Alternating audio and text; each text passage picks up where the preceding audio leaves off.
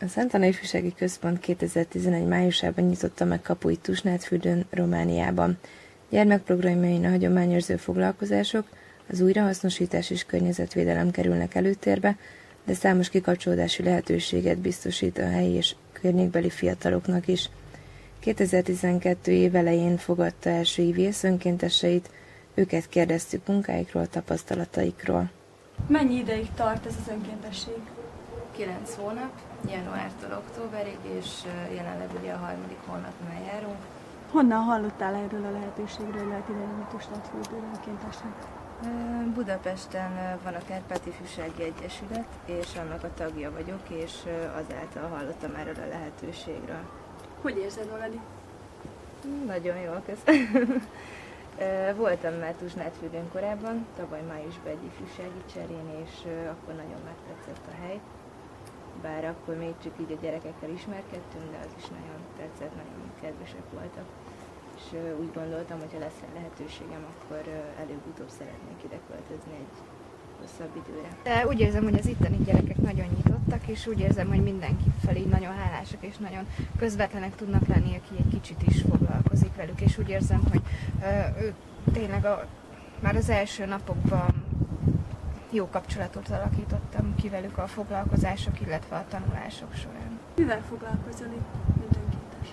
Mik a feladatai? Elsősorban gyerekekkel foglalkozunk, tanulás, illetve kézműves foglalkozások. És a gyermekekkel való tanulás, azt hogy kell elképzelni? Először mindig a házi feladatot szoktuk megcsinálni, ami ugye másnapra van.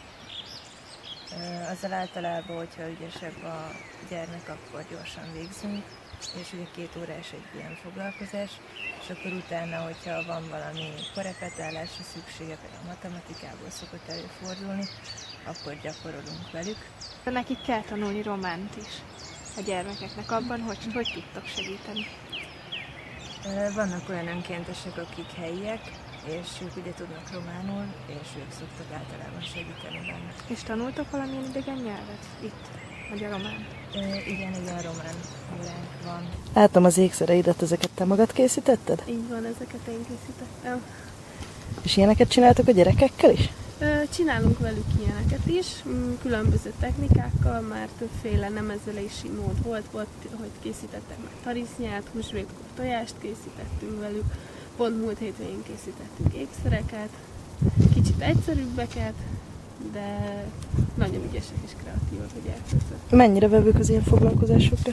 Nagyon szeretik, nagyon élvezik ezeket a foglalkozásokat, várják is, megvan egy adott csoport, akik rendszeresen jönnek, a gyermekotthonos gyerkőcöket pedig nagyon-nagyon várjuk, hogy jöhessenek. Városi és gyermekotthonosok egyaránt jönnek? Így van, egyaránt jönnek.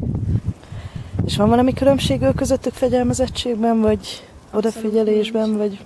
Én nem érzékeltem ezt. Tehát egy gyermek az így is úgy is eleven, nem számít az, hogy melyik részről jöttek a városnak. Ezt abszolút nem érzékeltük. Ez is nekem egy nagyon pozitív csalódás, hogy az itteni gyermek nagyon tisztelettudóak, udvariasak. Érzel különbséget a magyarországiakkal? Érzek, igen. Itt még tisztelik tényleg az embert a gyerekek. Tehát ha valamit mondok, akkor azt igyekszünk úgy tenni. És tényleg nem kell 3-ig elszámolni, hogy ennek következménye lesz, hanem úgy viselkedsz, ahogy egy foglalkozáson ezt elvárjuk. Mi az, amit itthonról viszel haza mindenképpen? Lelkiekben, vagy tapasztalatokban, vagy tanulságként?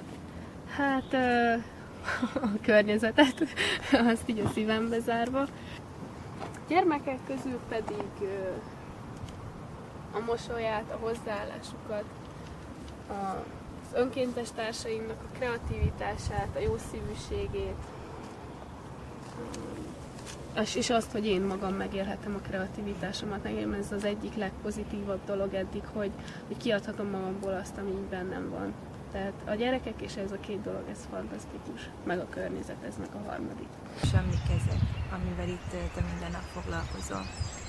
Hát első részben ezek a kézműveskedések, mondjuk az ilyen hímzés, nemezelés, ezeket otthon is nagyon szerettem csinálni. Az ilyen, tényleg ez ilyen kreatív alkotás, hogy anyagokból mit lehet még kihozni azon, hogy egyszer már felhasználták őket, és hogy tudunk végül is újra hasznosítani értelmesen, hogy különböző használati tárgyakat tudjunk belőle, vagy díszeket tudjunk belőle alkotni. Miket szoktatok újra hasznosítani? Hát eddig, amik bő egy hónap alatt én részt vettem, ezek például ezek az ásványvízes PET palackok voltak, az alumínium dobozok, WC papír guriga, teljes doboz, már rossz állapotban, igen rossz állapotban lévő könyvek, újságpapír, textilanyagok, ezeket hasznosítottuk eddig újra. És szabadidődben miket szoktál csinálni? Hát szabadidőmben igazából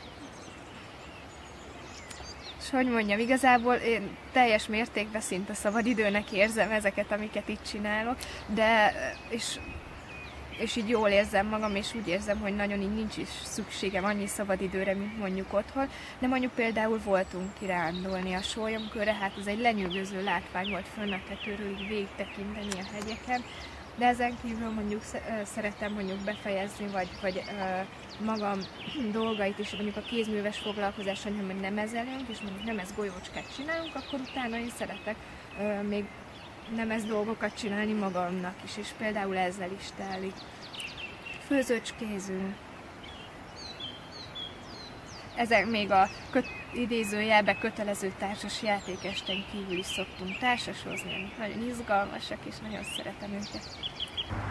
Szabadidőmben gyakran segítünk más egyesületek programjainak a lebonyolításában. Ilyen volt például januárban a kutyaszánhúzó verseny, ami számomra rendkívül élmény volt, vagy tavasszal gyümölcsfákat ültettünk a Kászani gyermekotthonban, és ugyanígy tavasszal került sor az oltakarításra is.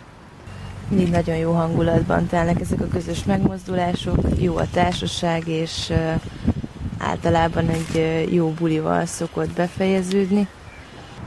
Nagyon szeretünk továbbá túrázni, nagyon sok lehetőség van erre a környéken.